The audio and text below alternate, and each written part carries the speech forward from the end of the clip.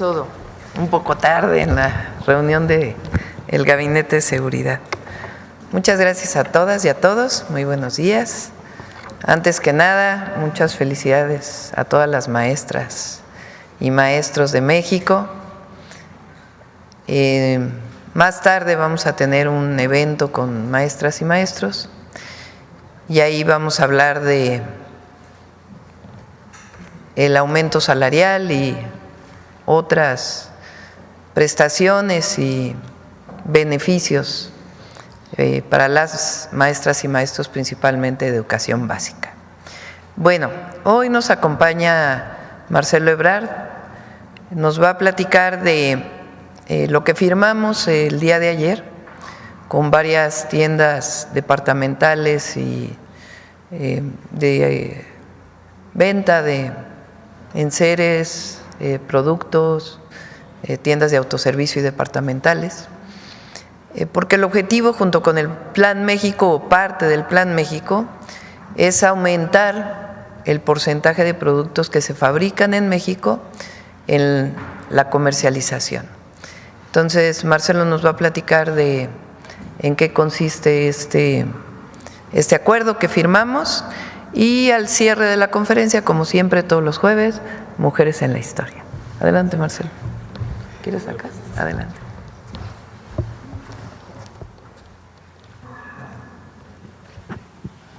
Muy buenos días, señora presidenta, amigas, amigos. Bueno, lo que vamos a presentar brevemente es, el día de ayer se firmó un acuerdo cuyo propósito, como lo dice la presidenta Sheinbaum, es aumentar en todo lo que compramos en México, tiendas de autoservicio, farmacias, plataformas como Amazon o Mercado Libre, plataformas digitales, en cadenas de conveniencia, incluso en pequeñas tiendas, aumentar el número de productos hechos en México. Que esto nos lleve a que también haya por consecuencia un aumento en la producción nacional y por lo tanto más empleos en México. Ese es el objetivo de todo este programa. La siguiente, por favor. Entonces, incrementar la disponibilidad de productos hechos en México, en todas las tiendas de autoservicio, departamentales, especializadas, minoristas, plataformas de comercio electrónico y otros puntos de venta. Participan, ahora les voy a decir cuántos grupos. Esto nos va a permitir fortalecer la economía del país priorizando lo que producimos y manufacturamos en México. Es el principal objetivo. El acuerdo va a estar vigente durante 3 años, después se renovaría en 28, y en total son 22 grupos empresariales que con mucho entusiasmo, debo decir, han firmado el acuerdo y nos han ayudado mucho a convocatoria de la presidenta Sheinbaum. Más empresas del sector que se puedan sumar en estos días, seguramente esto va a crecer. La que sigue, por favor. Ahora, ¿esto qué significa en porcentajes? O sea, ¿cómo lo voy a ver yo en los stands o en los puntos de venta? Bueno, primero, en las tiendas de autoservicio vamos a pasar en este periodo de 50% de productos hechos en México a 70%. Esto es importante, cómo llegamos a ese porcentaje, porque tuvimos que sentarnos con cada una de las empresas, ver qué venden, qué podemos sustituir de lo que importan y en qué tiempo se puede hacer. No se trata de hacer un anuncio, nos lo enfatizó mucho la doctora Sheinbaum, nada más hacer un anuncio en lo general, sino que es un compromiso de cada empresa que firma. ¿Y cómo determinamos ese porcentaje? Trabajando con cada empresa. Bien, entonces en autoservicio va a crecer en 20%. Quiere decir que de 10 productos que tú veas en un stand, 7 van a ser hechos en México. Tiendas departamentales, hoy en día más o menos lo que venden hecho en México es el 30%, va a pasar a 42%, porque sí tienen mucha importación. Entonces, esto va a cambiar, es un esfuerzo muy grande. Se ve 12%, pero es muchísimas actividades detrás para llegar a ese porcentaje. Minoristas también tienen más o menos el 50% por lo que vimos con ellos y va a pasar a 70% igual que las de autoservicio. Entonces aquí crece en 20%. Quiere decir que de cada 10 productos, 7 serán hechos en México. Farmacias, otra prioridad que nos marcó la doctora Sheinbaum, que es hacer crecer la industria farmacéutica mexicana, nuestra capacidad para producir en nuestro país lo que necesitamos para la salud de México, de toda la población. Entonces aquí más o menos el promedio que tenemos es de 40% hoy, hecho en México, y vamos a pasar al 55%. Es un cambio grandísimo, porque quiere decir que México va a tener la mayor parte de todo lo que necesita para la salud de las y los mexicanos hecho en nuestro país. Esto me lo enfatizó mucho la doctora. Recuerden las lecciones del COVID y todo lo que aprendimos. Entre más autosuficientes seamos, mejor para nuestra población. Todos los demás apenas tienen 20% y van a pasar al 28%, y después vendrá en la siguiente la meta de brincar a más de la mitad. Va a ser una inversión muy grande. Aquí estoy hablando, otros es todo lo que importamos, ¿verdad? Y luego tenemos las plataformas de comercio digital. Esto es muy importante por el peso que tienen esas plataformas en lo que hoy es la comercialización en nuestro país, que está creciendo además.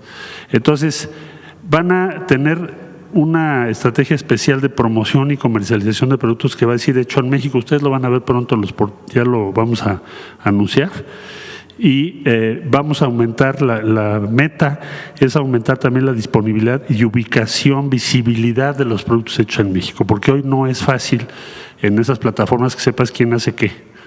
Ahora sí lo vas a tener claro, que está hecho en México y que no está hecho en México. Bueno, la siguiente, por favor. Y aquí hicimos una síntesis. Quiere decir que cuando vayamos al supermercado, a las tiendas, a las farmacias, va a ser más fácil ubicar qué es lo que está hecho en México. Vamos a ver más este sello. Que más industrias nacionales van a crecer. ¿Por qué? Porque pues las tiendas de autoservicio, las farmacias, los minoristas ahora requieren productos mexicanos. Ayer hicimos un encuentro en la Secretaría de Economía de toda la industria textil con los posibles compradores que exportan o venden en México, y se cerraron operaciones por $55 millones nada más ayer. Entonces, esto es lo que nos ha pedido la doctora Sheinbaum, que le pongamos mucho énfasis a que esto suceda. Entonces, vamos a ver más productos que dicen hecho en México en todo lo que compramos. Va a ser más fácil de identificar. ¿Esto lleva a qué? A más empleos. Cada vez que compras algo hecho en México, atrás hay una empresa pequeña o mediana o grande mexicana, pero sobre todo empleos. Y por lo tanto estás apoyando los empleos de México, los empleos nuestros. Piensen en eso cada vez que compran algo. Lo que dice hecho en México significa empleos, bienestar. Y también va a tener un impacto para más pequeñas y medianas empresas, porque como ahora las autoservicios departamentales, minoristas, farmacias, en fin, tienen que vender más productos hechos en México de común acuerdo, pues tienen que buscar proveedores. Entonces eso va a provocar que tengamos mucho más empresas medianas y pequeñas integradas a este programa, más empleos, pero también más justo. ¿Por qué pequeñas y medianas empresas? Porque muchos de los productos, si no es que la mayoría, solo los pueden producir pequeñas o medianas empresas en el corto plazo. Entonces es como abrirles una posibilidad de comercializar mucho mejor que la que tenían antes. Entonces, este programa entra en funcionamiento, tenemos 90 días de implementación, así está firmado, y el día de ayer nos hizo favor la presidenta de encabezar este evento, donde están 22 grupos participando, y esperamos o estimamos que en los próximos días tengamos adhesiones de otras pequeñas empresas en todo el país para que tengamos la mayor cobertura posible. Y esto es, presidenta. Gracias, Marcelo.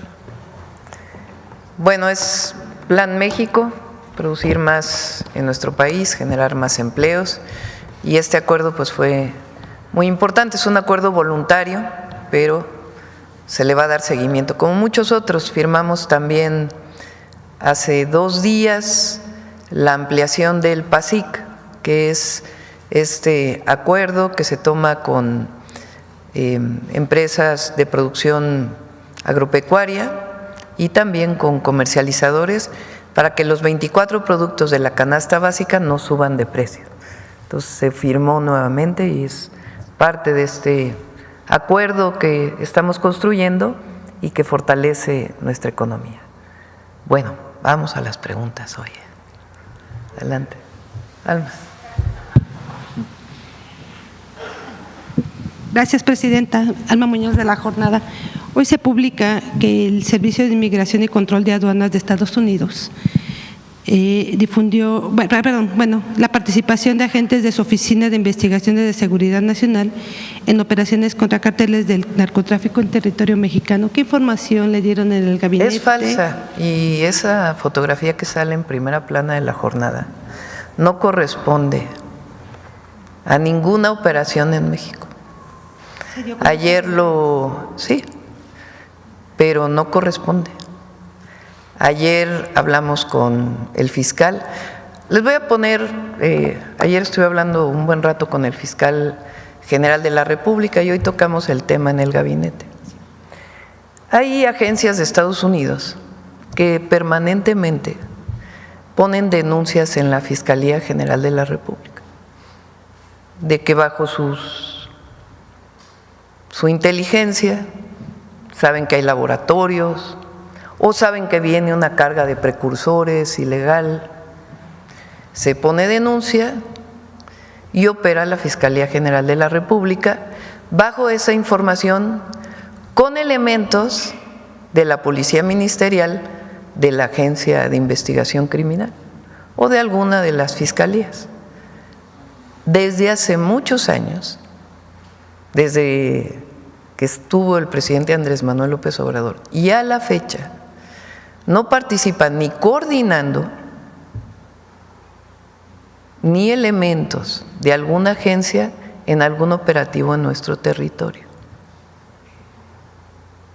Entonces, esa fotografía, se está viendo de dónde salió esa fotografía. Primero, si hay elementos de otro país o de Estados Unidos, de alguna agencia. Y segundo, esa fotografía a qué corresponde. Pero no es una fotografía que corresponda a lo que viene ahí en esa publicación.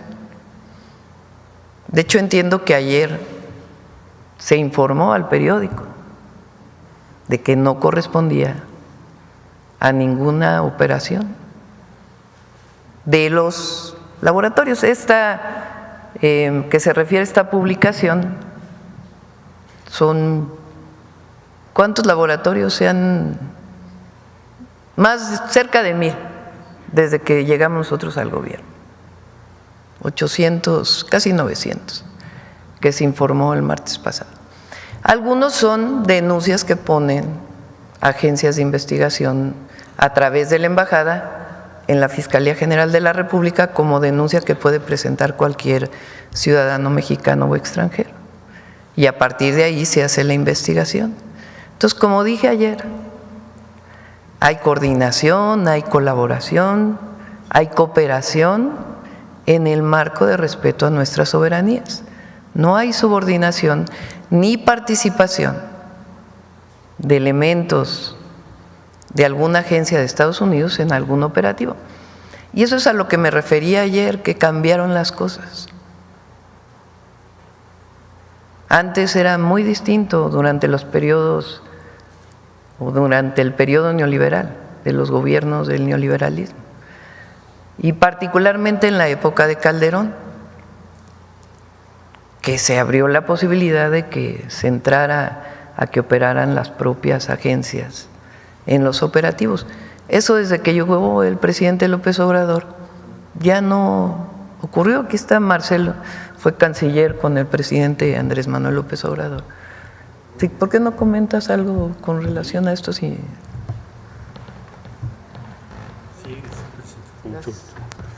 sí, con todo gusto, muchas gracias.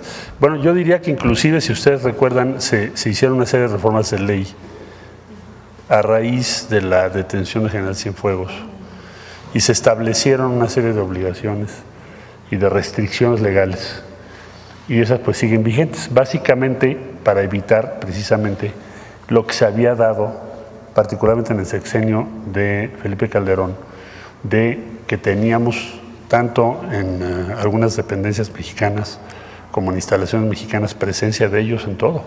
Incluso se hicieron operativos en México. en su momento.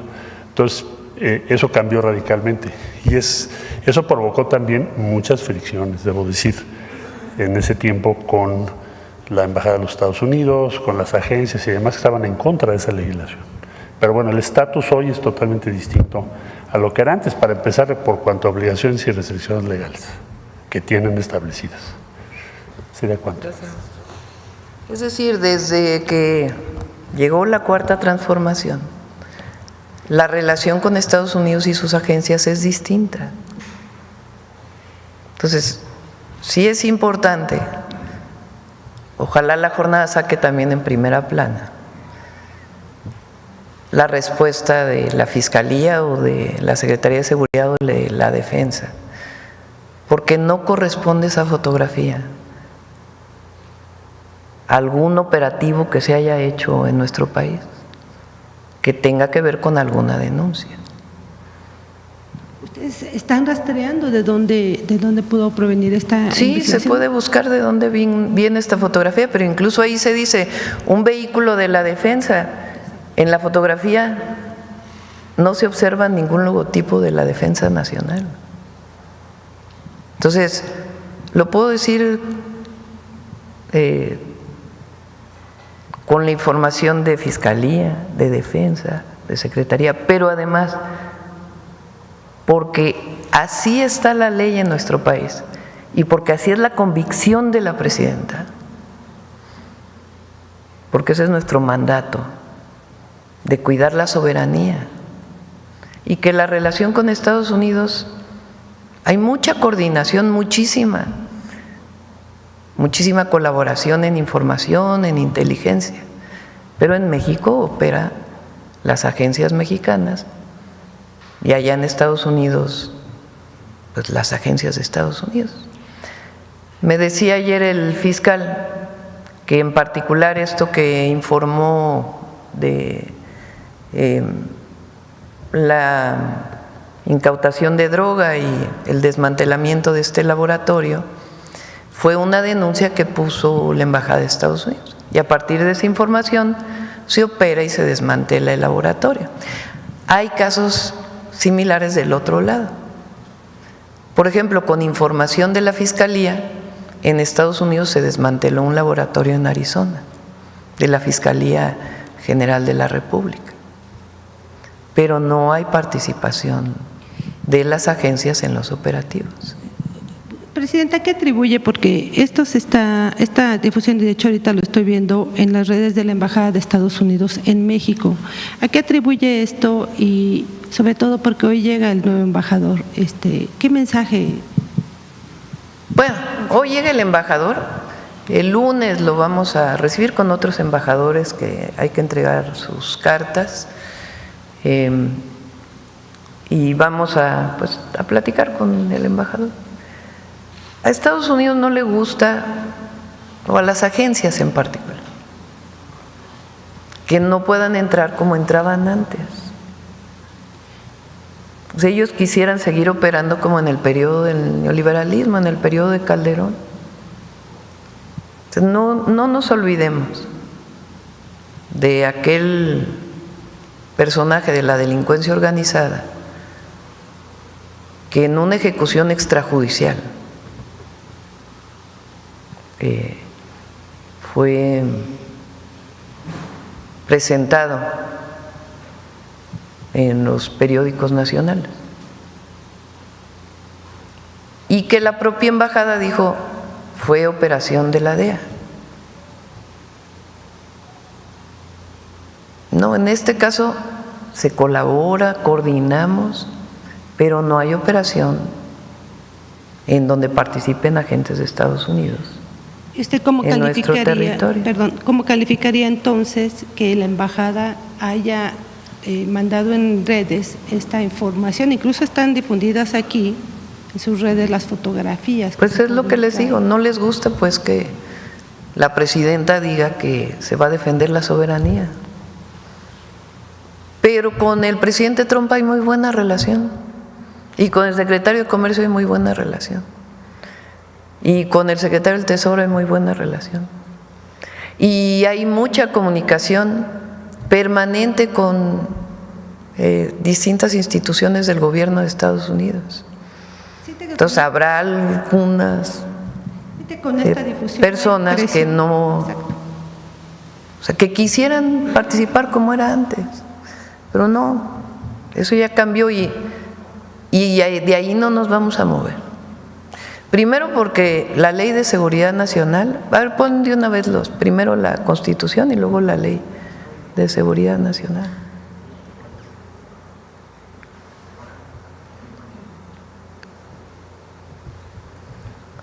A cualquier nacional o extranjero involucrado en la fabricación, no, es primero es el 19, ¿no? Primero el 40.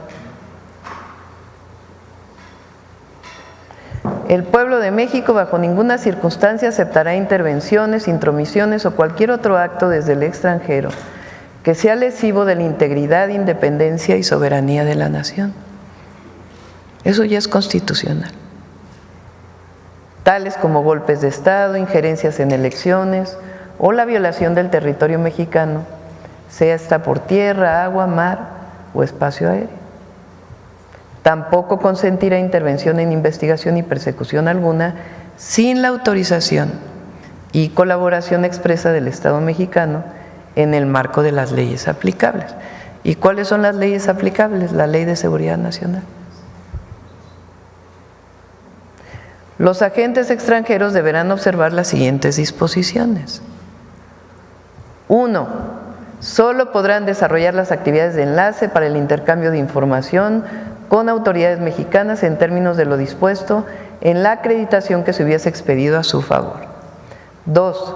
No podrán ejercer las facultades reservadas a las autoridades mexicanas, ni podrán aplicar o ejecutar las leyes extranjeras en territorio nacional. 3. Deberán abstenerse de realizar gestiones directas ante autoridades distintas de la Secretaría de Relaciones Exteriores o de las dependencias que corresponden en términos de los respectivos convenios de cooperación internacional suscritos por el Estado mexicano en materia de seguridad y que contribuyan a preservar la seguridad nacional. Deberán poner en conocimiento de las autoridades mexicanas que corresponda en términos de los respectivos convenios de cooperación internacional suscrito por el Estado mexicano en materia de seguridad y que contribuyan a preservar la seguridad nacional, la información de que se alleguen en el ejercicio de sus funciones. Deberán presentar ante las Secretarías de Relaciones Exteriores y de Seguridad y Protección Ciudadana un informe de carácter mensual en las materias relativas a los convenios de cooperación, adelante, bilateral suscritos por el Estado mexicano en materia de seguridad y que contribuyan a preservar la seguridad nacional. En dicho informe se deberán incluir las actividades y gestiones que desarrollen ante las diversas autoridades federales, de las entidades federativas y de los municipios. Tendrán prohibido realizar o inducir a terceras personas a realizar detenciones, a realizar acciones tendientes a la privación de la libertad, a allanar la propiedad privada o a cualquier otra conducta que resulte violatoria de la Constitución Política de los Estados Unidos Mexicanos y las leyes nacionales aplicables. Entonces está muy clara la Constitución y la Ley de Seguridad Nacional. Entonces en ese marco hay coordinación, hay colaboración y hay cooperación en ese marco. ¿Le enviará un extrañamiento a la Embajada de Estados Unidos por esta difusión? Se trata de estar, pienso yo, ahí en un debate. Yo creo que lo importante es que el pueblo de México sepa que cambiaron las cosas en el país a partir de diciembre de 2018 y que nosotros, incluso fue propuesta nuestra el cambio constitucional, pues no vamos a permitir la violación a nuestra soberanía. Eso es todo. Entonces es una relación de respeto que hasta ahora se ha mantenido con el presidente Trump. Entonces, ¿qué caso tiene que el pueblo de México sepa, eso sí, y los medios, que esa fotografía no corresponde a lo que dice el texto? Entonces sí fue una denuncia de estas instituciones de Estados Unidos, pero toda la operación la realiza la Fiscalía General de la República y pide apoyo de la Defensa, de la Marina o de la Secretaría de Seguridad Ciudadana para hacer estas actividades. Y estas denuncias son permanentes, no es que haya ocurrido en una sola ocasión. La Embajada de Estados Unidos presenta denuncias a la Fiscalía General de la República a partir de las investigaciones y de la información que ellos tienen. Presidenta, ¿siente que los están presionando a través de este tipo de mensajes? Presión, ¿no? Pues nosotros tenemos muy claro nuestros principios, lo que representa la ley y nuestro mandato popular. Entonces, no hay presión. Sencillamente, sí es importante que el pueblo de México siempre sepa esto y que bajo ninguna circunstancia se va a permitir el injerencismo o la violación a nuestra soberanía. En otro tema también en Washington están informando que el número de mexicanos que intentan ingresar a Estados Unidos sin documentos se incrementó casi 30% en abril. E inclusive esto podría ser un indicador de que después de una pausa el flujo de los que tratan de entrar por la frontera estadounidense empezará a crecer de nuevo. Pide la gráfica de encuentros en la frontera.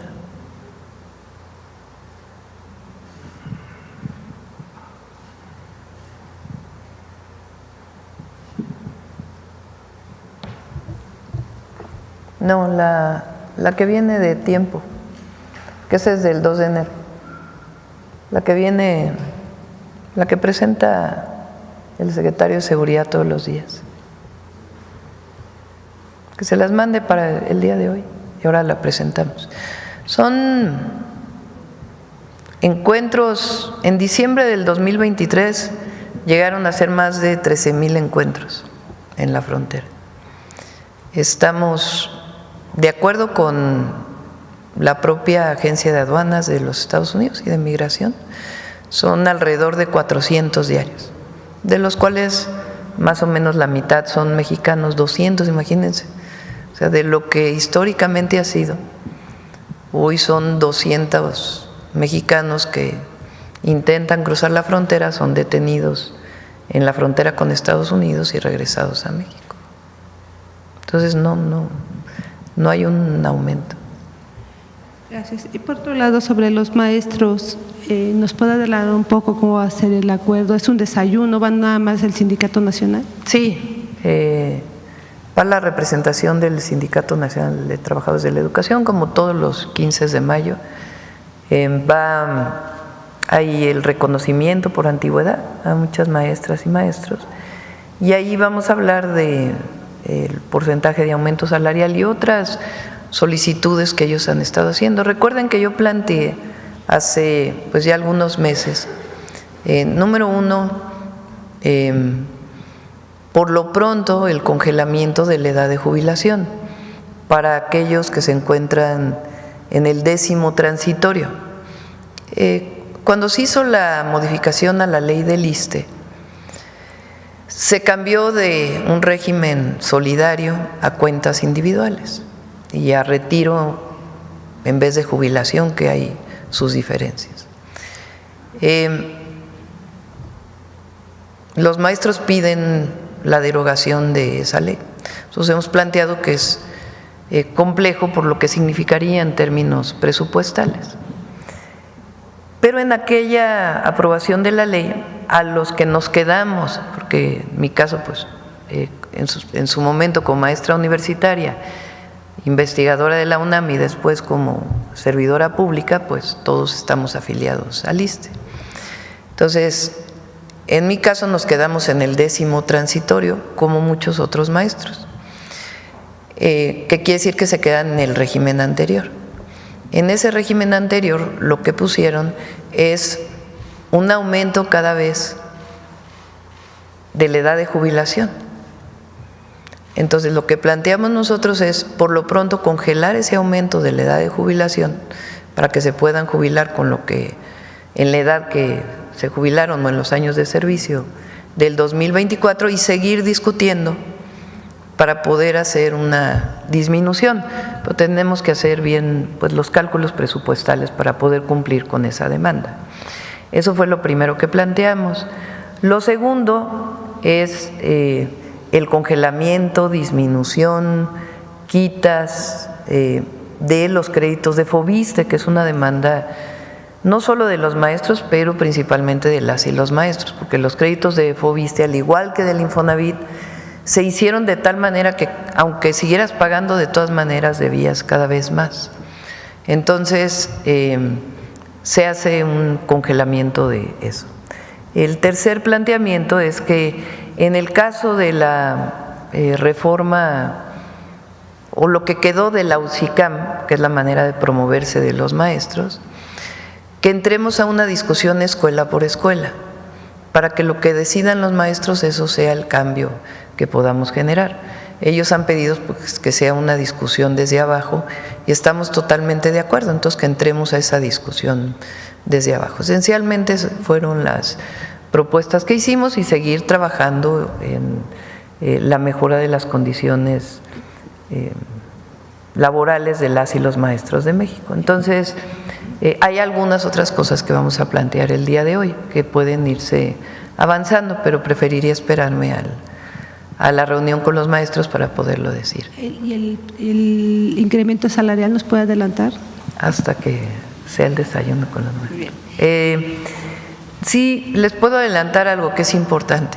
El último incremento salarial del presidente López Obrador estableció que las y los maestros ganaran como mínimo, es decir, un salario mínimo para las y los maestros que fuera equivalente al salario medio del IMSS. El salario medio del IMSS pues ha ido aumentando del año pasado a este. Entonces nosotros queremos mantener al menos el salario medio del IMSS, que ya tuvo un incremento muy importante del 2024 al 2025. Y solo de mi parte ayer avanzó también en Estados Unidos lo del impuesto a las remesas. ¿Ustedes ya tienen un impacto de lo que esto va a hacer? Avance en una comisión, falta que pase por otra comisión y después por el Pleno. No estamos de acuerdo, es incluso en Estados Unidos inconstitucional, porque se cobraría doble impuesto, porque las y los mexicanos que viven en Estados Unidos ya pagan impuesto. Entonces, la Secretaría de Relaciones Exteriores, el embajador de México en los Estados Unidos está hablando con los legisladores, se están dando todos los argumentos.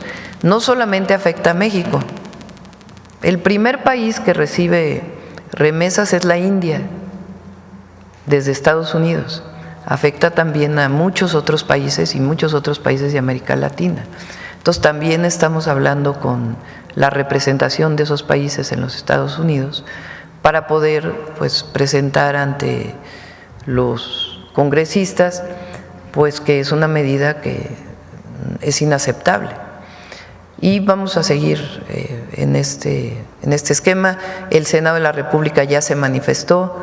Nosotros les planteamos pues que envíen una comisión del Senado también para hablar con los congresistas de Estados Unidos y varias acciones que vamos a tomar que mañana vamos a platicar un poco más de ello. Gracias.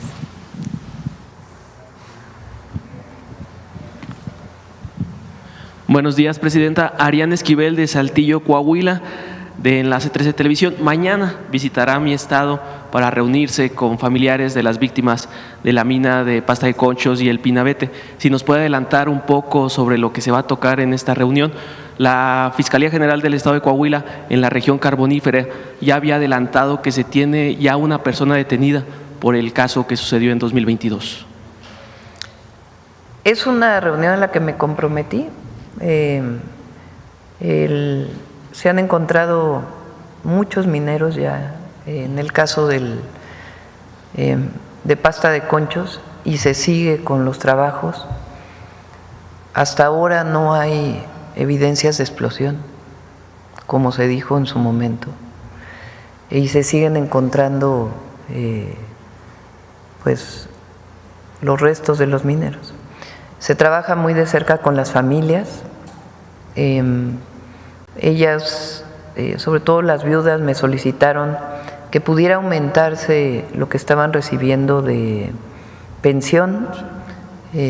Ya a través del IMSS y del INDEP vimos la manera que esto sea posible y ya se hizo realidad, y algunas otras acciones que estamos tomando. Recuerden que el presidente López Obrador hizo un compromiso con los deudos de pasta de conchos, con los familiares, las familiares principalmente, desde 2006.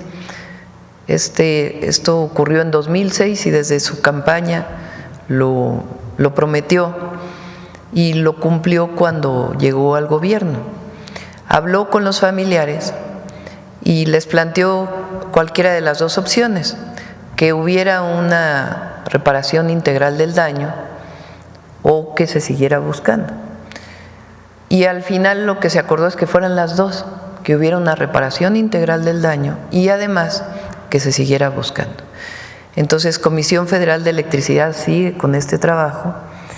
Acudimos a este lugar en septiembre de 2024, fuimos 2 veces con el presidente en la gira conjunta de transición y ahí me comprometí con las y los familiares a seguir buscando hasta encontrar al último minero. Y lo vamos a hacer. Pero además, pues tienen algunas otras solicitudes que hemos ido atendiendo. Entonces, pues ha sido una buena noticia para ellos el que pues después de 6 años de estar o 5 años de estar excavando con un recurso importante, pues se haya estado encontrando a los mineros. Y al mismo tiempo la Fiscalía de Coahuila pues lleva su investigación y algunas otras solicitudes. Entonces vamos con ellos, como nos comprometimos, pues a darle seguimiento. Después vamos al Hospital del ISSSTE de Torreón, que ya también va muy avanzado. Y de ahí vamos a Chihuahua, vamos a entregar tierras al pueblo Rarámuri en Guadalupe y Calvo y luego vamos a Baja California Sur. Presidenta, en esta visita regional va a ir a Torreón también a la inauguración de este Hospital del ISSSTE. Si nos puede adelantar un poquito más, es un gran proyecto que va a poder atender a más de 350,000 derechohabientes de toda la laguna, de la región. Pues ya que laguna. estemos ahí, mejor para no adelantar. Perfecto, Presidenta. En otro tema, ya se confirmó desde el lunes el presupuesto inicial para la construcción del tramo del tren de pasajeros Saltillo-Nuevo Laredo. Si tiene más detalles sobre para que nos pueda platicar y cómo va a beneficiar este proyecto a todos los estados del norte del país. El proyecto, recuerden que va a Ciudad de México, Nuevo Laredo, es el tren del Golfo de México. Y la defensa, los ingenieros militares están construyendo de México a Querétaro, y después de Querétaro a Irapuato va a ser una licitación pública para que participen empresas privadas en su construcción, y este mismo año también a través de licitación se va a asignar la parte de Saltillo a Nuevo Laredo, que también la construirían pues quien gane la licitación de las empresas. Y vamos a seguir construyendo a lo largo de 6 años para cumplir el México Nuevo Laredo. Y por otro lado, el que va a Irapuato pues es la continuación que va a Guadalajara, para de ahí pues irse a Nogales. Entonces es parte de los 2 proyectos de trenes de pasajeros hacia el norte. ¿Cuál sería su mensaje para todas las personas que nos ven en específico del estado de Coahuila? Es un tren muy importante porque hay mucho movimiento desde Coahuila hasta Nuevo Laredo, y de Coahuila a Monterrey. Va a ser un tren, además, pues un tren escénico, porque las montañas de esa zona es un paisaje hermosísimo, y entonces va a ser pues una vista hermosísima, y además de ahí pues la liga hasta Nuevo Laredo. ¿Ya se tiene alguna estimación de cuántos pasajeros podría atender este tren? El próximo miércoles viene SICT y Defensa a presentar cómo vamos con los trenes, y ahí pues puede darse mucho mayor información. Perfecto, Presidenta. En otro tema, Coahuila también es uno de los estados que más recursos recibirá de los 594 millones anunciados hace días para la Comisión Nacional de Búsquedas. Esto para fortalecer la localización de personas desaparecidas.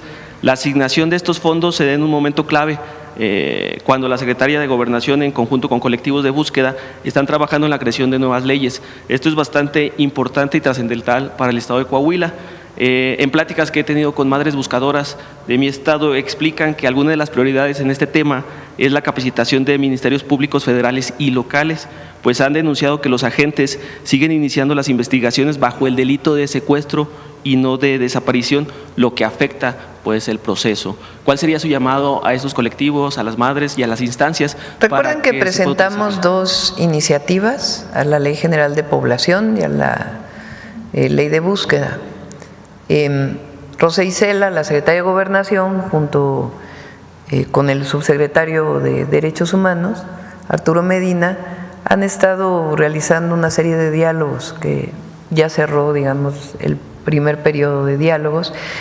Ahí se presentaron muchísimas adiciones a las leyes que presentamos, que se están revisando todas para poder incorporar pues la mayor parte, y ya lo presentaríamos en junio para poder tener este periodo para poderlo revisar y al mismo tiempo pues seguir trabajando con los colectivos y seguir en este proceso de búsqueda. Entonces en junio ya presentaríamos las adiciones a las leyes y además pues los números que hemos estado, pues más que números, el número de carpetas de investigación, de registros, de personas desaparecidas, cuántas se han localizado, cuántos registros no están completos, todo en general lo que tiene que ver con registro de desaparición, también lo presentamos ya en junio. Por último, Presidenta, respecto al acuerdo que presentó el secretario de Economía, si nos pueden adelantar cuáles son los grupos que están dentro y cómo se haría o si se haría una campaña para lograr que los mexicanos compren los productos mexicanos sobre cualquier otro producto. Sí, sí viene una campaña de Lo Hecho en México. ¿Y no quieres platicar con quién se firmó ayer? Con mucho gusto, Presidenta. Bueno, te puedo dar la lista, leerla toda, pero mejor yo creo que se la damos a Pau ahorita les damos la copia. Pero son los 22 principales grupos, tanto de tiendas departamentales, autoservicios, farmacias y minoristas también. Se trata, y así nos lo pidió la Presidenta, quisiéramos un esfuerzo para que esté pues la mayor parte, más del 90% de la red de comercio de nuestro país. Entonces yo creo que ya están incluidos o estamos cerca de ese porcentaje.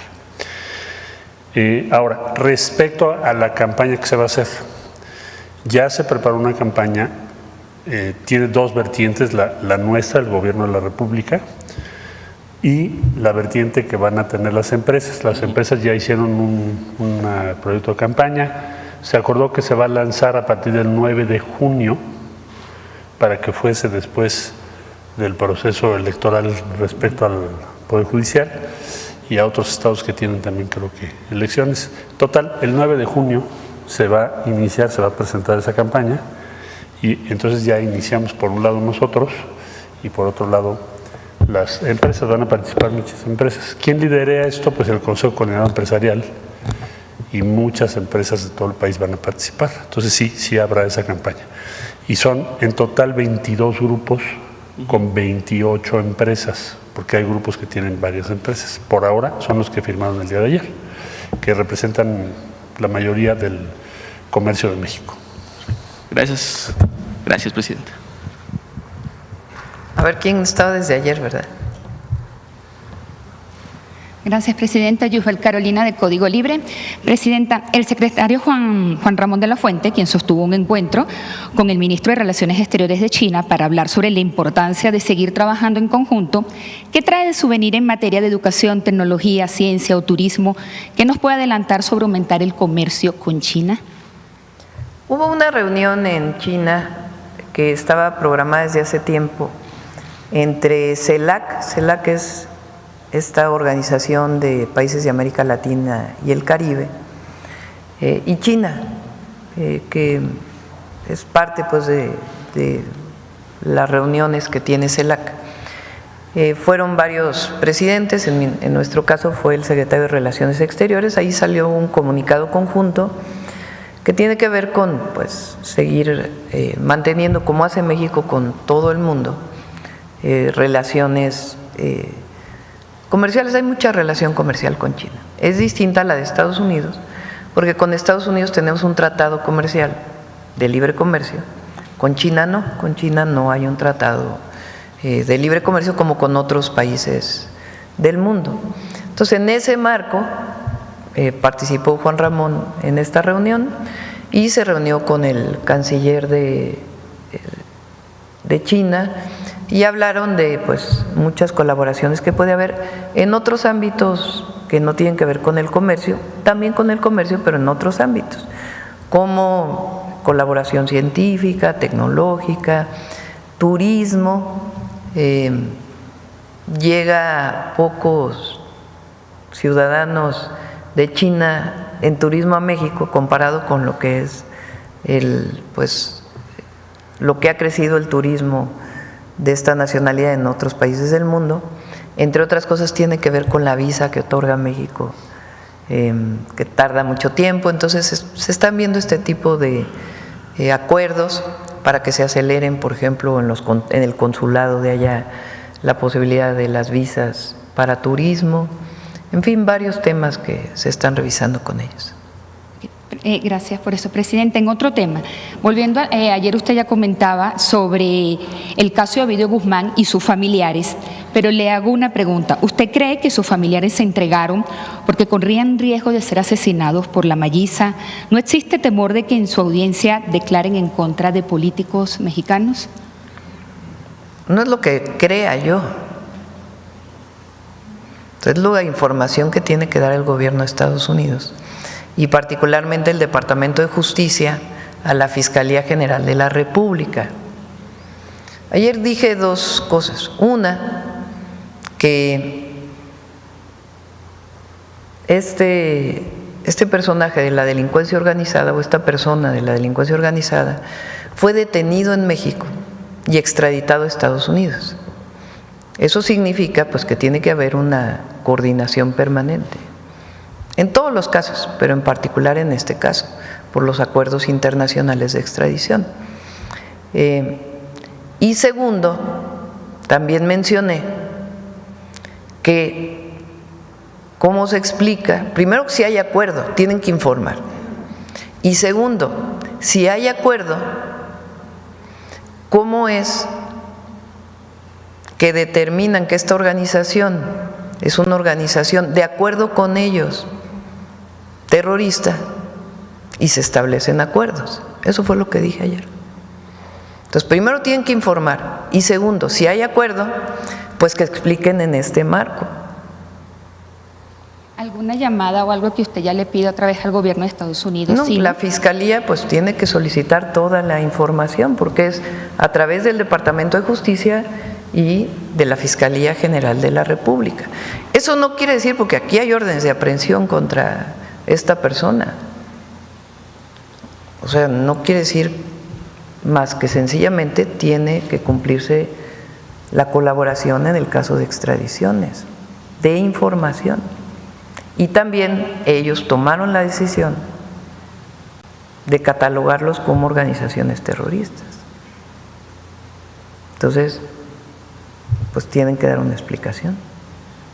Presidenta, ¿qué nos puede decir el excomisionado Francisco Garduño? Ya él se retiró, pero quedó pendiente una disculpa pública. Sabemos que para esto se tienen que llevar varios casos de los familiares de las víctimas y eso. Ya ha pasado tiempo, creo que ya pasaron la fecha de cuándo lo tenía que hacer. ¿Qué información hay de esto y de la disculpa pública? Lo revisamos con gusto. Reviso las fechas, cómo quedó a través de la Secretaría de Gobernación. Okay. Y por último, con lo que ha pasado en Veracruz, estos últimos asesinatos, ¿cree que esto está afectando el proceso electoral? ¿Cómo se está llevando todo en materia de seguridad, sobre todo en Veracruz? No, no está afectando el proceso y evidentemente lamentamos estas muertes y viene la gobernadora de Veracruz para ver cómo se apoya para reforzar la seguridad en Veracruz de aquí al día de las elecciones. Gracias.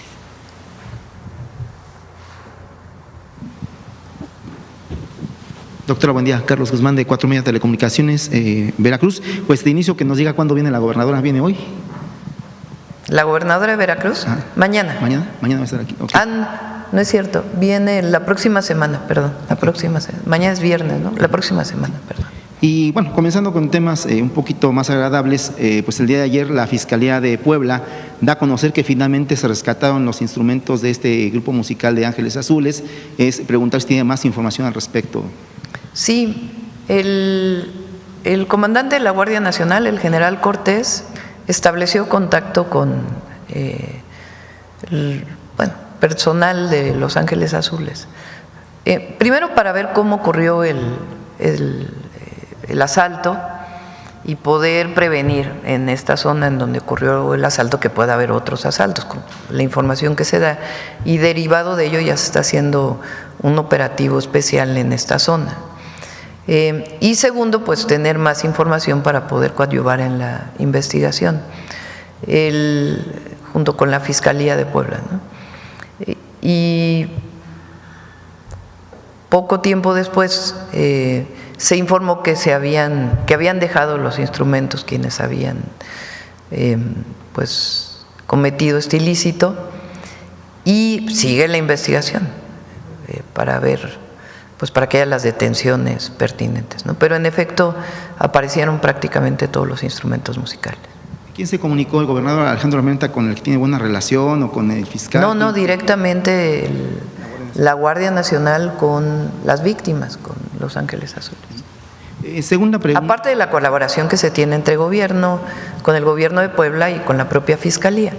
Pero en particular, pues lo importante era, pues, si hay más información, y además, pues saber cómo ocurrió para que en esta zona, en la carretera, pues no vuelvan a ocurrir más casos como este.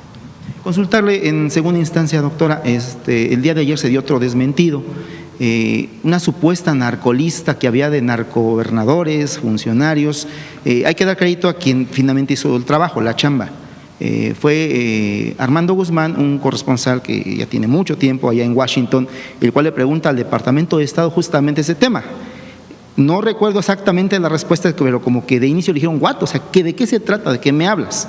Ya después, con Pepe Cárdenas en su programa, sale lo que es esta información, este desmentido.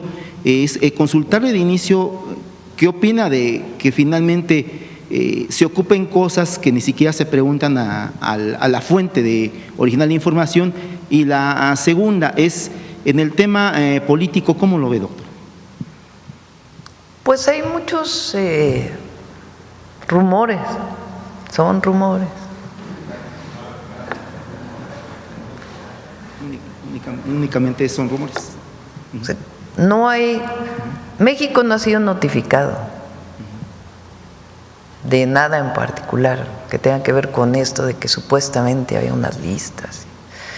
Ayer también veía de una persona ahí que ni voy a decir su nombre, que aseveraba que no sé cuánta cosa, de no muy buena reputación, por cierto. Entonces, tiene que haber responsabilidad en la información, particularmente de los medios de comunicación y de quienes se dedican al periodismo, porque hay muchos de ustedes que están aquí que tienen sus propios canales de redes sociales, su propia forma de información, pero siempre se tiene que ser responsable en la información que se da, tiene que haber una fuente. Entonces, en este caso se pregunta al Departamento de Estado, en efecto, y se dice que no, pues que no hay nada. Entonces, para la ciudadanía, para la gente, es importante que cualquiera de esta información pues se verifique. Por eso nosotros tenemos el detector de mentiras, tanto para comentócratas y otros que acostumbran utilizar la mentira como forma de análisis, tanto como para noticias o noticias falsas en las redes que no tienen nada que ver con la veracidad de la información a la que todos debemos sujetarnos. Y doctora, bueno, penúltima pregunta, porque sí me gustaría consultarle al secretario Marcelo el tema del gusano barrenador. De inicio con el secretario Marcelo, es si nos puede comentar desde la instancia de economía. Ayer tenemos un evento con usted ahí en el Poliforum, nos decía que en el tema económico usted nos puede mencionar cuestiones, pero en el tema agrícola, ¿qué nos puede comentar? ¿Se está avanzando en el finalmente retomar esta exportación de carne mexicana hacia lo que es Estados Unidos, y en el caso del secretario Marcelo, si nos puede comentar si hay un estimado de pérdidas que se tengan por justamente el no poder exportar carne de ganado, básicamente de res, hacia los Estados Unidos. Ayer tuvimos una reunión con el secretario Verdeguer, con Marcelo del Gabinete Económico. Digamos que si el objetivo es que se reanude muy pronto. Entonces, si se reanuda muy pronto, pues la afectación económica no es tal porque son 15 días de no exportar. Digo, claro que en estos 15 días hay su afectación, pero ese mismo ganado va a ser exportado posteriormente. Y se están tomando muchas medidas en coordinación también con la Secretaría de Agricultura de los Estados Unidos, pues para evitar que el gusano barrenador llegue al norte del país. Pero si quieres comentar algo más, Marcelo. Por favor. Bueno, el secretario ya rindió todo un informe, no te lo repetiría yo, pero sí diría lo siguiente: estamos trabajando muy de cerca en ese tema, en el tomate, en fin, varios temas que tienen que ver. Creo que ha hecho un gran trabajo. Tuvo una llamada muy larga, muy difícil, ya sabrás cómo son estas cosas. Y el escenario que tenemos es que muy pronto se restablezca esta exportación. Por lo tanto, pues estamos concentrados en ello. Yo estaré viajando, pues probablemente la semana que entra, estamos esperando esa confirmación para ver al secretario de Comercio, me toca la reunión correspondiente y seguramente también vamos a comentar sobre este tema y lo importante que es que se regularice lo más pronto posible, como lo ha dicho la presidenta. Ese es nuestro escenario, lo que estamos buscando, y en ese caso no tendríamos un impacto sensible. Sí crea dificultades, no las niego, por supuesto, pero como es el mismo ganado que exportarías después, pues no hay una afectación muy seria si logramos que sean esos 15 días. Entonces les estaremos informando de la próxima reunión siguiente semana y estamos muy de la mano con el secretario para tratar de resolverlo. Y dirá que aprovechando que está ahí en el uso del micrófono, nos comentaba también de que se está buscando la forma de adelantar la negociación del TEMEC por toda esta situación que está pasando con los aranceles no aranceles. Yo diría, mira, el tratado está acordado y establecido en la ley. Estados Unidos tiene que iniciar consultas en octubre de este año. Y nosotros también, que es lo que se hace una evaluación de los efectos positivos o no que ha tenido el tratado. Y eso concluye en el 26. Entonces, de hecho, en la ley de Estados Unidos y en nuestras previsiones, tenemos el segundo semestre de este año que iniciar todo el proceso de consulta. Me preguntaban, bueno, ¿usted piensa que en el corto plazo, no sé, la próxima semana, el próximo mes, vamos a empezar a trabajar una negociación? Les decía yo pienso que en el segundo semestre, en virtud de que ya está previsto en la ley, de que ya está previsto que tenemos que hacer las consultas, pues va a ser el momento en el que se va a iniciar ese proceso. No es tanto que se adelante, sino fijar que a partir de esas fechas estimamos que vamos a tener ya un diálogo muy importante en torno al tratado. Y también pues va a participar Canadá, que ahora tiene su nuevo gobierno, vamos a estar en comunicación con ellos. Entonces espero que en el segundo semestre efectivamente empecemos ese diálogo, por un lado con las consultas que cada quien tenemos que hacer y por el otro lado pues poniéndonos de acuerdo en cuáles son los temas que queremos abordar con más fuerza. Ese es el proceso. Gracias, secretario. Y ya finalmente, doctora, para dejar los temas legislativos aquí a la compañera que es del canal del Congreso, pues el día de ayer se tuvo una reunión con Pepe Merino, los diputados también de la Comisión de Comunicaciones y también los senadores de la Comisión de Comunicaciones, básicamente de Morena. Por ahí se nos comentó, dirán por ahí Radio Pasillo, de que se habló sobre el tema de eliminación, obviamente del artículo polémico, pero también de otros dos artículos. ¿Qué nos puede comentar si le comentó algo Pepe Merino después de la reunión que se tuvo el día de ayer ahí en el Senado? Gracias. Lo único que se modifica de lo que estaba previamente, que es parte pues, de los trabajos que se puede modificar, es que sea una comisión colegiada que sea la que determine el tema de las concesiones y no solo una dirección general de la agencia digital o de la Agencia de Transformación Digital. Es lo único que se ha platicado que ayudaría, pero fuera de eso, o que cambiaría, pues es lo del artículo 109, para que no haya lugar a confusiones, no hay censura. Y lo importante pues es la recuperación del derecho de audiencias, el que CFE Internet pueda dar servicios de última milla, el que se haga una división entre lo que sería competencia y lo que tendría que ver con la regulación de los medios de comunicación, de los satélites, de Internet, etcétera, etcétera. Entonces, lo que planteamos ayer de la ley es la esencia de la ley y no tengo conocimiento de que haya algún otro cambio. De todas maneras, el Senado de la República abrió estos foros, pero la esencia de la ley no se va a cambiar. A ver acá. Ya te dio Carlos aquí Se roba mis preguntas, presidenta. Ay, grosero. Presidenta, buenos días. Elizabeth Robles, de Canal del Congreso. Yo quisiera ahondar un poco más acerca de esta propuesta que hace el Congreso para crear un grupo plural de legisladores para que acudan a la Cámara de Representantes. Consultarle cómo fue esta propuesta. Ellos se lo plantearon, se lo planteó la mayoría parlamentaria, van a participar junto con la Cancillería. ¿Cómo se va a dar este diálogo, presidenta? Hablamos con el Congreso particularmente con Adán Augusto, para hacer de su conocimiento el tema de las remesas y que se estaba discutiendo y que sería muy bueno pues que también se involucrara el Senado, particularmente el Senado, todos los mexicanos y mexicanas, porque esto es una injusticia.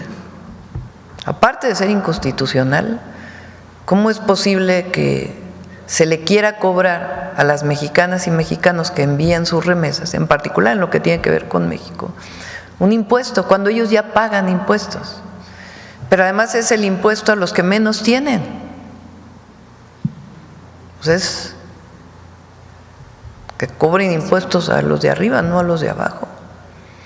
Entonces, le hicimos de conocimiento al Senado que se estaba discutiendo y fue iniciativa de ellos que pudieran hacer un comunicado y le preguntaron a todos los partidos políticos si estaban de acuerdo. Y qué bueno que en este caso pues todos los partidos políticos estuvieron de acuerdo y dijeran, a ver, pues en este caso no hay diferencias y vamos a defender a nuestros paisanos allá y a todas las familias mexicanas que reciben apoyo de sus familiares que viven en Estados Unidos.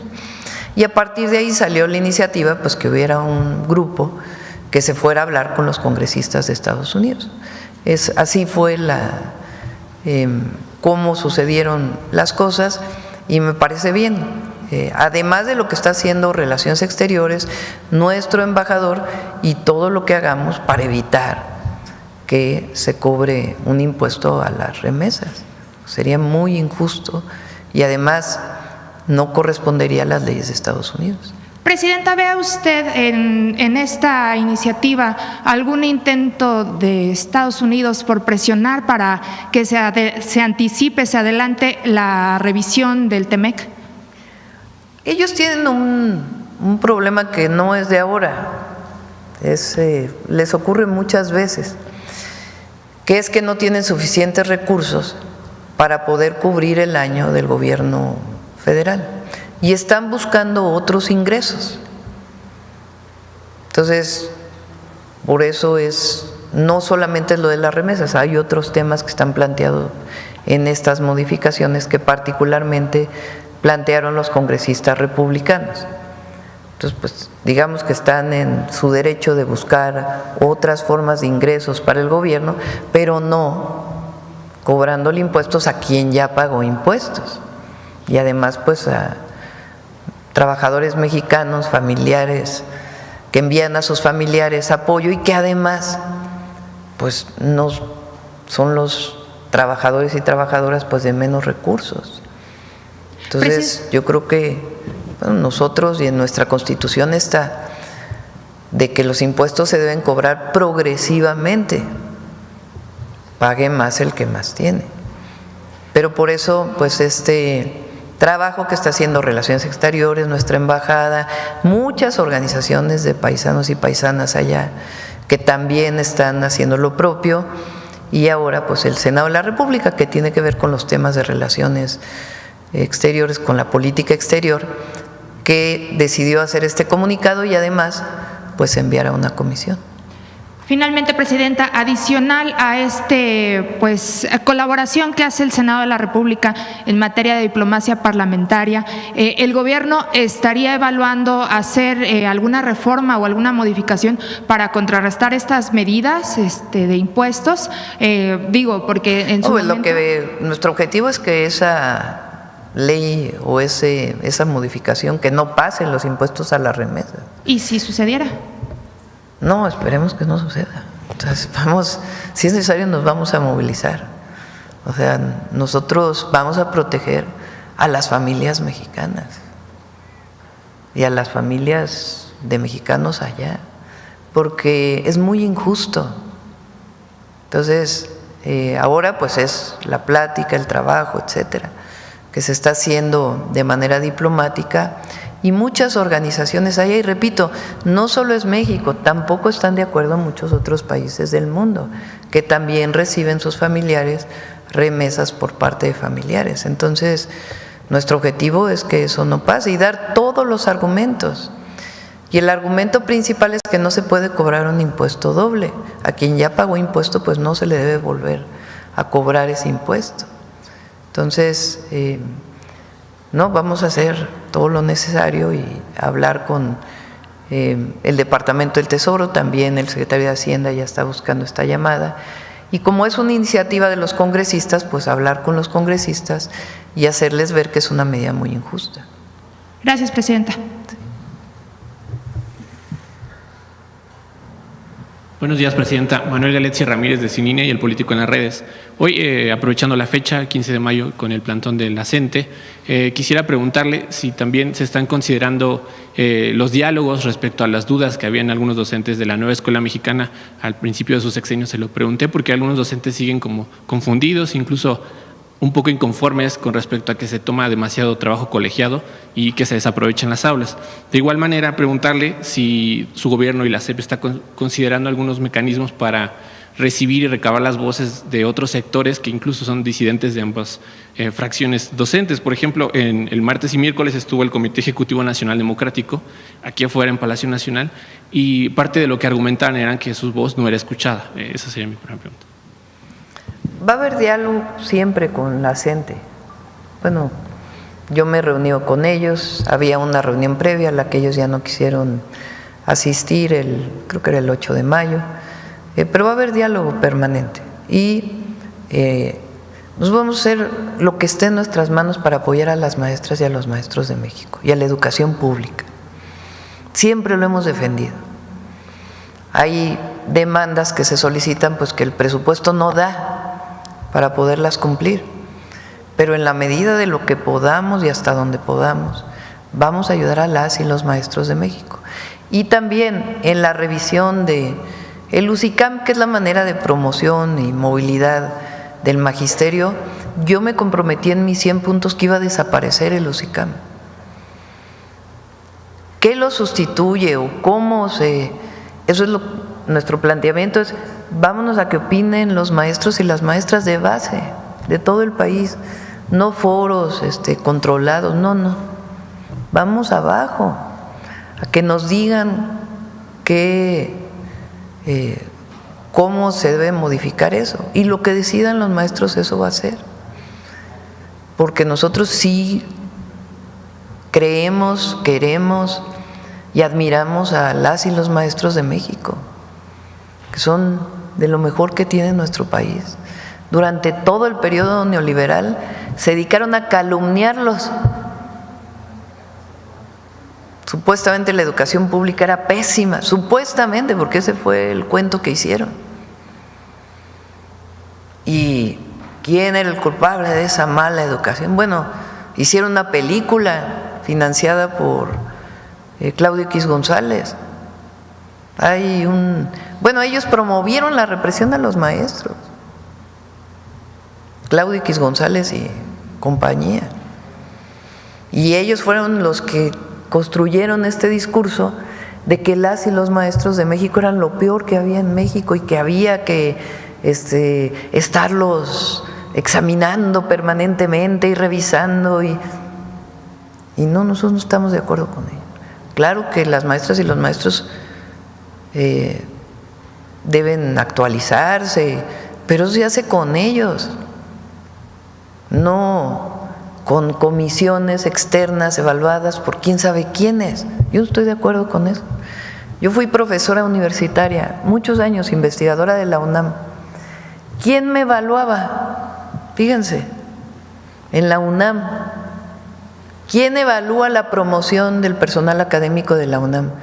Una comisión elegida por los propios académicos, colegiada. Las comisiones dictaminadoras tienen una persona en la UNAM, del director, puesta por el director, otra por colegio académico y otros electos por los propios profesores. Y esas comisiones dictaminadoras determinan, de acuerdo a tu currículum, si puedes pasar de titular A a titular B, a titular C. Y aquí se construyó un esquema en donde son comisiones externas que evalúan a los maestros. Entonces, todo eso los maestros tienen muchas quejas sobre ello y tienen razón. Ahora, no me parece que sea la presidenta quien deba plantear, este es el esquema que ahora deben de seguir. No, tiene que venir de las y los maestros. Por eso el planteamiento de que sea a través de foros en las escuelas, todas las escuelas de México. Y en el tema laboral, pues vamos a cumplir hasta donde podamos. Hay algunas cosas que vamos a anunciar al ratito, que a mí me dijeron durante todo el periodo de campaña que tienen que ver con la UCICAM. Movilidad de los maestros, muchas otras cosas, que se pueden ir avanzando en lo que hacemos, todo lo de los foros. Pero cambió también, así como cambió la relación en muchos temas con Estados Unidos, como cambió el modelo económico, de igual manera cambió la relación del gobierno con los maestros y las maestras de México. Y en la medida de lo que podamos, vamos a ayudar a los maestros y las maestras siempre. Es de lo mejor que tiene nuestro país. Presidenta, también desde el sexenio anterior, los aumentos e incrementos salariales que dictaminaba el presidente a veces no se sentían a ras de las aulas, porque los docentes decían, hay como una disparidad. El presidente expresidente ahora, está anunciando un incremento y en los estados, particularmente los de otros partidos, no se sentía. Por ejemplo, en el Estado de México pasaba que se anunció el incremento. ¿Habría la posibilidad de que ustedes detallaran como eso de cuánto va a ser el periodo? Hay maestras y maestros que están en el sistema federalizado, que les paga el presupuesto, o sea, que reciben su salario del presupuesto público federal. Y hay maestras y maestros que están contratados a nivel estatal y les debe pagar o les pagan los estados. Entonces, cuando se anuncia el aumento salarial, pues corresponde a los maestros que están en el sistema federal, que les paga el presupuesto público federal, y los estados pues deben de equiparar esos aumentos salariales con los maestros que son pagados por los gobiernos estatales. Y siempre el gobierno federal ayuda a la nómina educativa de los estados. Hay una partida que se llama la U080 que los estados reciben por parte del gobierno de México, del presupuesto federal. Entonces, puede ser que el caso que te refieres, pues son maestras y maestros que corresponden a aquellos que les paga el Estado. Entonces, nosotros estamos buscando, fíjense, el salario del maestro durante el periodo 2019-2024 pasó de creo que 9,000 pesos a 17,000 pesos. O sea, hubo un aumento significativo. Y lo que planteó en su momento el presidente López Obrador es que el salario mínimo del maestro y la maestra no fuera menor al salario medio del IMSS. El salario medio del IMSS ha ido aumentando. Entonces, nuestro objetivo es seguir cumpliendo con eso y que sea el aumento incluso por encima de la inflación. Presidenta, en otro tema, en la reunión que sostendrá el lunes con el embajador de Estados Unidos, le pedirá que facilite información respecto a la captura del Mayo Zambada y en concreto de cómo recibieron a estos 16 familiares de Ovidio Guzmán. ¿Habrá una Pues es una expresión? primera reunión, no será una reunión muy larga, una reunión breve, y pues de plática de la coordinación, colaboración, relación que nosotros consideramos que debe haber entre socios comerciales, vecinos, países amigos. Entonces, vamos a iniciar y habrá otras oportunidades para que el propio canciller Juan Ramón de la Fuente pues pueda seguirse reuniendo con el embajador. Pero esta información seguiría pendiente, ¿no, Presidenta? Ya que al inicio… Sí, esa es una información que tiene que solicitarla y ya la ha solicitado varias veces la Fiscalía General de la República. Dado que representa un impacto en la seguridad mexicana, como usted lo mencionaba alguna vez en un encuentro con el expresidente Joe Biden, que le pidió por favor que aclarara esta información, por eso le preguntaba. Sí, y va a seguir siendo nuestra solicitud. ¿Cómo fue que ocurrió esta detención? Es muy importante porque obviamente esta persona tiene órdenes de aprehensión en México y no es un asunto de si es culpable de los delitos que se le acusa. Nosotros también hacemos nuestro trabajo para construir la paz y detener a los generadores de violencia. Es un asunto de cómo se da la relación entre dos países, dos naciones, dos vecinos, y cómo debe compartirse información siempre. Porque hay muchos casos, repito, como dije ayer, está el caso Rápido y Furioso, que nunca terminó por haber detenciones. Cuando salió lo de Wikileaks, fue que hubo más información sobre ese caso. Está el caso del general Cienfuegos, en donde no había ninguna prueba para una detención. Hay muchos casos. Entonces, lo que nosotros establecemos como una relación de respeto, pues es que haya información permanente y la colaboración que tiene que haber en la Fiscalía General de la República y el Departamento de Justicia de los Estados Unidos.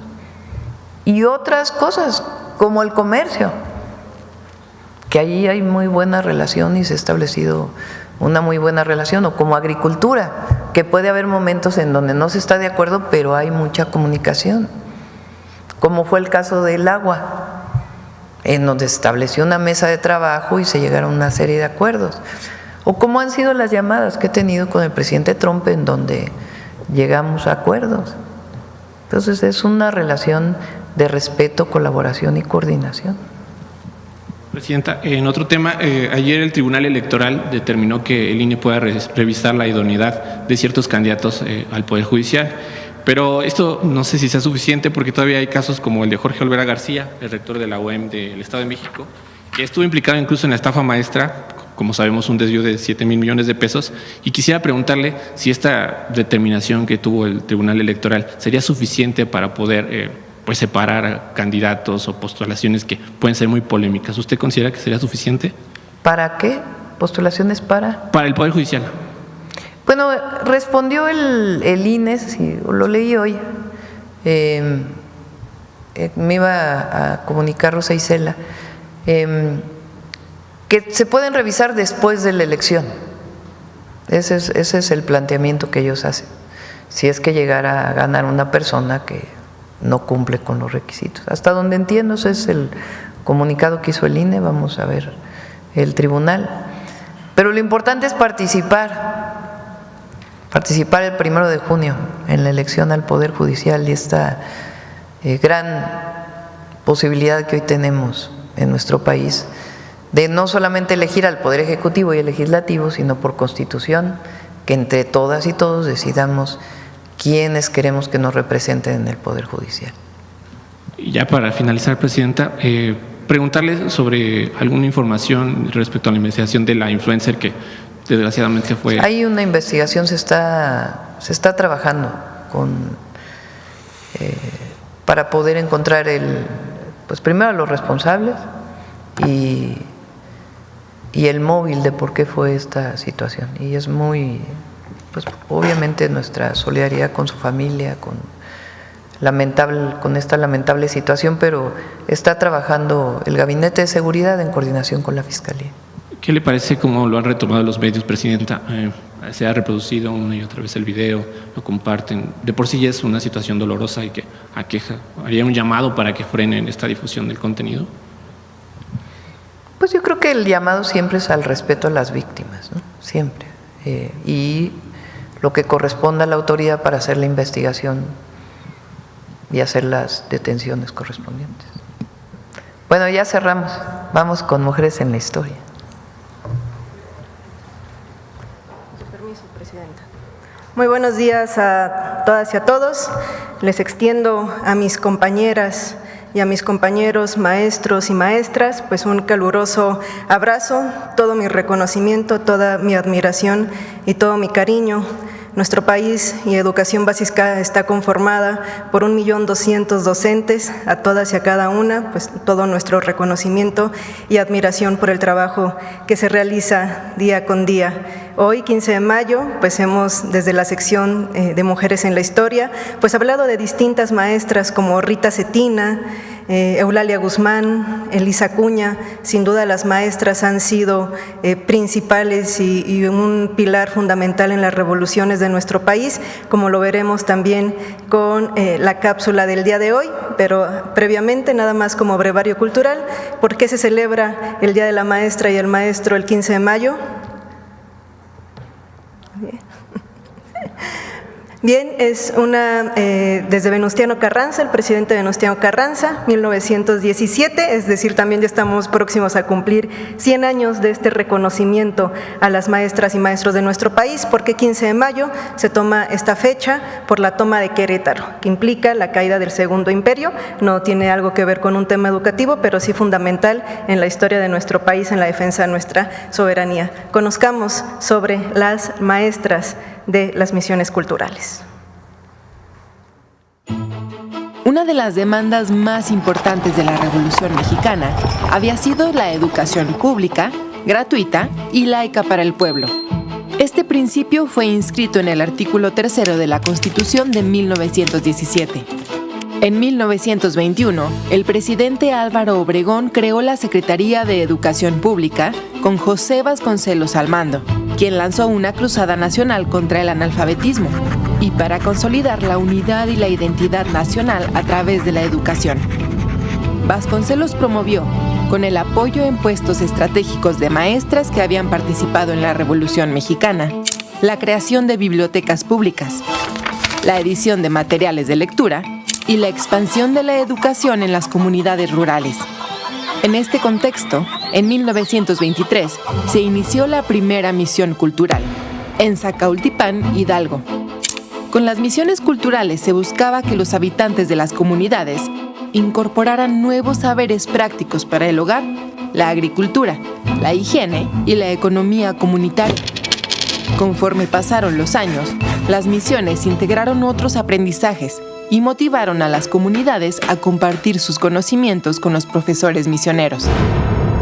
El éxito de las misiones culturales llevó a que en 1926 se creara la Dirección de Misiones Culturales, bajo el mando de Elena Torres Cuéllar, quien procuró el mejoramiento cultural y profesional de los maestros en servicio, así como el bienestar de las comunidades.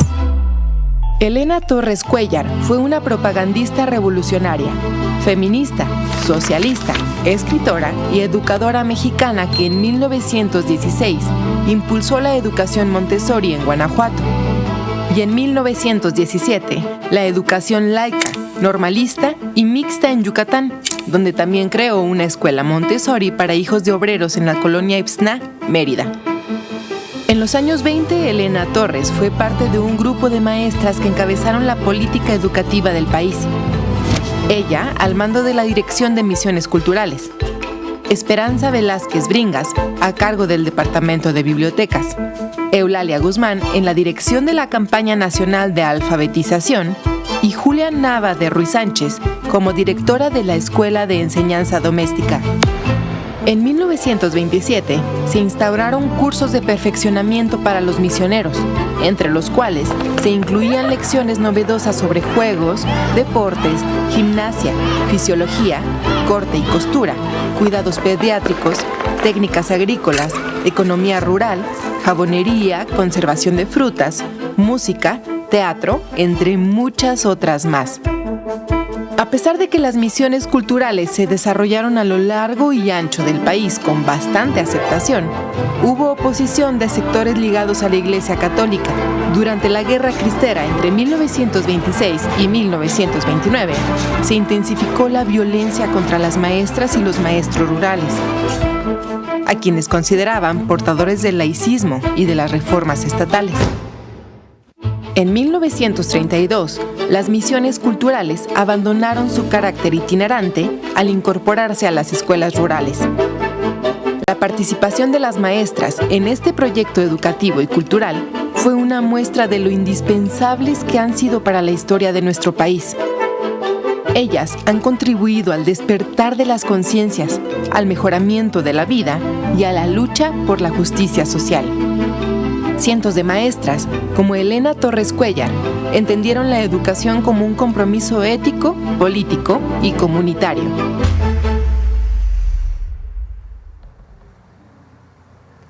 Actualmente el 70% de docentes que se encuentran en educación básica son maestras, entonces mayoritariamente maestras, también un abrazo y todo mi reconocimiento, y sepan que a pesar de que las misiones culturales fueron creadas en 1923, es un proyecto educativo que todavía existe, es un proyecto educativo centenario, así es que a las más de 3,000 maestras y maestros que hoy día atienden misiones culturales en nuestro país, también toda nuestra admiración y reconocimiento. Muchas gracias. Gracias, buen día.